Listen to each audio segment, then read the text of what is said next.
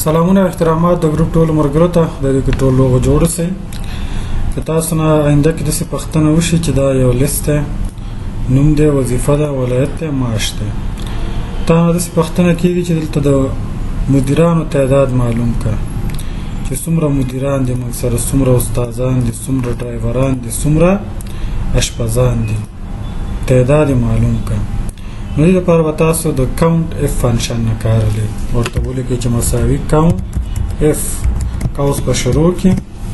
رینج کې به اول ورته د وظیفې لیست انتخاب کې بیا به کامه واچه ډبل کوټ د چا معلوم کې د مدیر بس بیا ډبل کوټ قوس بند انټر درته وایي څو مدیران دي څلور اوس که ته دلته غواړې استادان څو دي همدغه فنکشن داسې څه کړه ډرګ اینډ ډراپ یې کړه صحیح شو دلته راشه دا رینیم کړه افتی فرموله بار باندې وکلیک کې دا د چا تعداد معلومه د استاد دلته ورته ولیکه استاد صحیح شو یا داسې کار ونه کړو مثال په تور هر یو ته به فنکشن اپلای کړي اوس د استادانو تعداد معلوم مساوي کاونټ اف هماغسې به رینج انتخاب کړي کامه ډبل کوټ د چا د استاد بس بیا ډبل کوټ قوس بند انټر استادان څو دي شپږ همداسې ډرایوران معلوم کړه چې څو ډرایوران دي همدا یې طریقه ده ستاسو کار څه دی تاسو داسې معلوم کړئ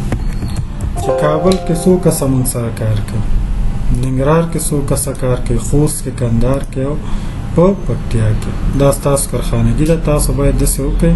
چې د هر ولایت تعداد موږ ته معلوم کړئ چې په کابل کې دومره کسه دي ننګرهار کې دومره خوست کې دومره کندهار کې دومره او پکتیا کې